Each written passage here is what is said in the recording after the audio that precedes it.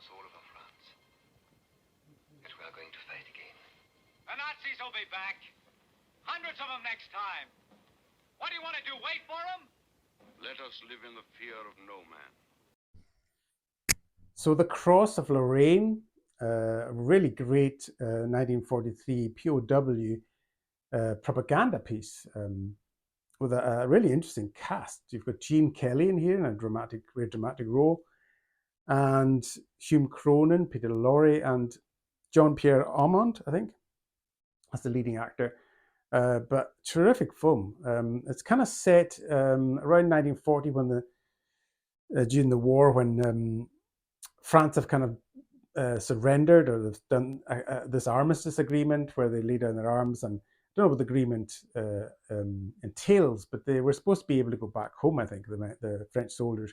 But the Germans tricked them and they put them on trains and take them to Germany, back to Germany, to this horrendous prison of war camp. And then they kind of basically starve them and try and break their spirit and make them fight amongst each other and all this kind of stuff to kind of really keep them in a dispirited frame of mind. And it works for the most part.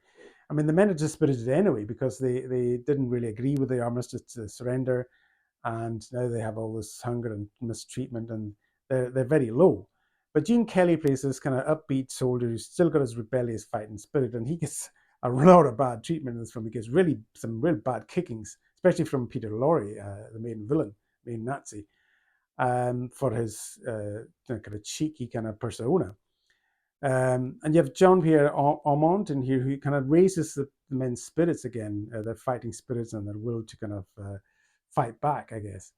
You've got Cedric Cardock in here, who plays the priest looking after the spiritual and physical needs.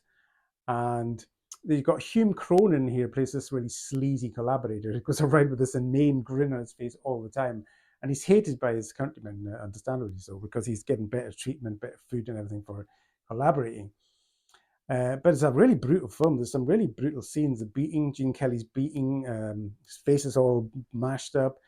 And there's a bit of a spoiler with Peter Lorre, who plays this hissable Nazi. His eventual demise is really graphic for a 1940 movie, I would say.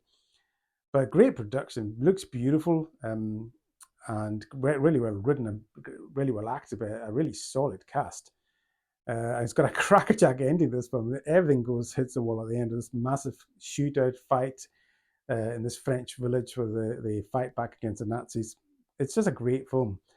Didn't know what I was expecting. I didn't really expect it to be this good. It's just a real hidden gem, this film.